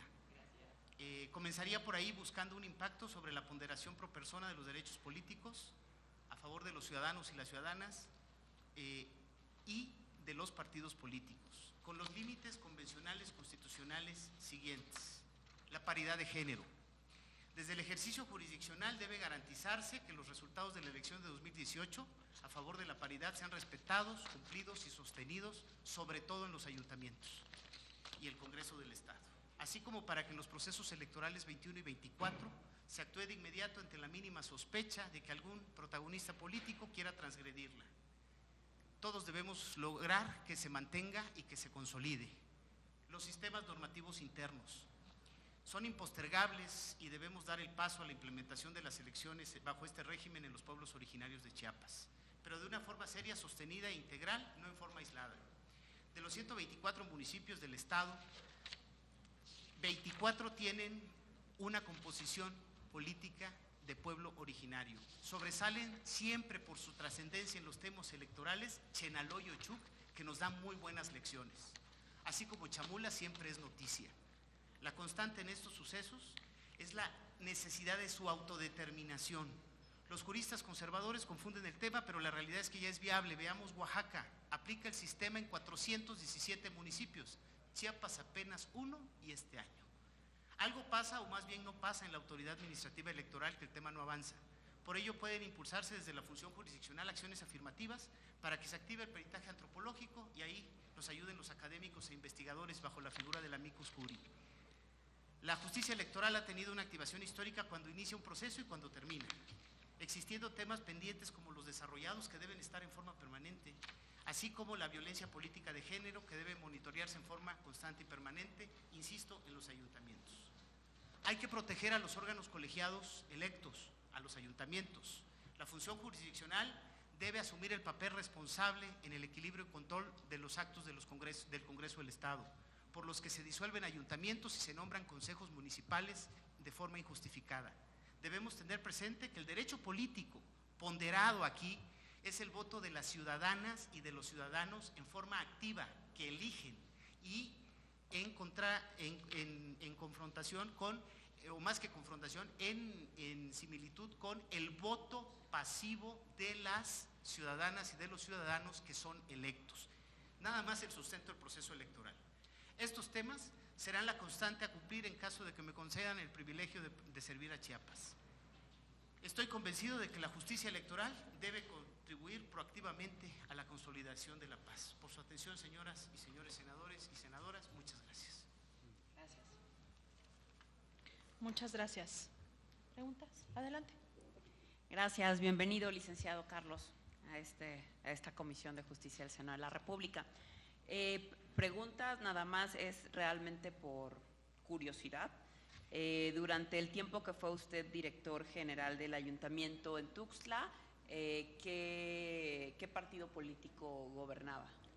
El partido político que gobernaba en ese momento era el Revolucionario Institucional. Okay. Posteriormente, el ayuntamiento, quien era presidente, se postuló a una elección por otro partido, ¿no?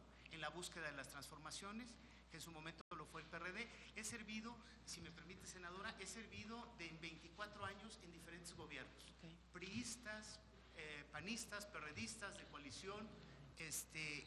Sin embargo, no tengo ningún sesgo político. Siempre me he desempeñado en mi función. Mi tarea ahí era la parte de preparar los actos del Cabildo hacia la Secretaría Municipal, hacia los regidores, hacia el Ayuntamiento, y tuvimos el proceso electoral que fue como toda competencia electoral acalorada, y se estuvieron atendiendo todos los temas en forma profesional, sobre todo en los cuestionamientos normales y naturales que se hacen sobre el ejercicio del gasto. Gracias. Y de igual forma, cuando participó usted en la Dirección de Asuntos Jurídicos, ¿con qué gobernador se encontraba en ese momento en funciones? Mi tránsito en la dirección, ahí fue un gobernador perredista, y el tema ahí, o más bien de integración de una coalición, y el tema ahí fueron 4 meses en los que yo estuve ahí. Era la legalidad de los actos públicos, desde la publicación del periódico oficial, sostener la legalidad, y a partir de ahí fui postulado magistrado, en el cual estuve entre dos administraciones, una del PRD y una del Partido Verde PRI. Ok, muchísimas gracias. A sus órdenes. ¿Alguna? Yo le preguntaría, ¿cuál sería su opinión sobre la relación de los órganos jurisdiccionales y los partidos políticos, tanto nacionales como locales? Es decir, ¿cómo separamos las decisiones jurídicas de las políticas? Y va a tener tiempo para pensarlo. Muchísimas gracias. En un momento volvemos. Bueno, sí, bastante. No, sí, pues es algo muy concreto, senadora. ¿Quiénes son los clientes del servicio público electoral de jurisdicción? Los ciudadanos, las ciudadanas, los partidos políticos, las agrupaciones y las autoridades administrativas electorales. Entonces aquí la relación debe ser en los temas de jurisdicción, debe ser de autoridad con respecto a los partidos políticos en la solución de sus controversias. En los términos de no procesos electorales, debe construirse una relación que permita, a través de la coordinación, poder establecer y poder prestar opiniones a los partidos políticos para que se generen reformas y se vayan generando las transformaciones y las adecuaciones al marco jurídico electoral en forma más homogenizada a nivel nacional. Usted me permite, tenía un tema por ahí adicional que ya no me fue posible incorporar a los 5 minutos, pero traigo por ahí un tema adicional que me parece de la mayor relevancia. Mire, creo que las autoridades electorales en su momento, si usted ve las leyes generales que están, venimos de un sistema de leyes federales, luego fuimos a leyes generales, que es donde estamos ahora en la materia electoral, y si usted ve las leyes generales, han ayudado mucho a armonizar la plataforma jurídico-electoral. Sin embargo, siempre hay suspicacias locales. En algunos estados se generan algunas suspicacias. Esto se lo comento por la experiencia que tuvimos en su momento en la parte de que se dio la transición a leyes nacionales en materia penal, que ha funcionado muy bien, porque lo que resuelve un tribunal local, un tribunal federal en Chihuahua, en Chiapas, en Tabasco, es el mismo criterio, y eso ayuda a que no hayan prácticas diferentes. Hay 4 leyes nacionales ya que están funcionando en esto, y aquí la reflexión podría ser que tanto las autoridades electorales en todos los niveles, sobre todo las jurisdiccionales, podrían mucho aportar a los partidos políticos el paso a la nacionalización de las leyes. ¿A qué me estoy refiriendo? A la Ley Nacional de Instituciones y Procedimientos Electorales, con lo cual estaría homologado a nivel nacional todo el territorio, y tanto los partidos políticos como la ciudadanía y como todos los actores nos veríamos, sobre todo las ciudadanas y los ciudadanos, nos veríamos beneficiados, porque no habrían ocurrencias o ideas nuevas que luego finalmente en el escenario mediático destrozan algunas veces cuando es algo de buena fe. Una ley nacional de partidos políticos, una ley nacional de medios de impugnación, para que todo esté en el mismo escenario. Y pudiera ser que la idea suena diferente, pero no, hoy estamos en el tema ya de leyes nacionales, con una adecuación que hicieran a la reforma, a la Constitución en el artículo 73, la fracción respectiva. Con eso se daría una mucho mejor relación, y tanto el Tribunal Electoral del Poder Judicial Federal como los tribunales locales pueden avanzar en ese tema. Les digo, el primer paso de la nacionalización ya está dado. A las autoridades administrativas electorales las nombra el INE, y a los magistrados electorales los nombra el Senado de la República. ¿Por qué no homologar todo la misma cancha para que sea una cancha pareja para todos? Esa sería mi opinión, senador.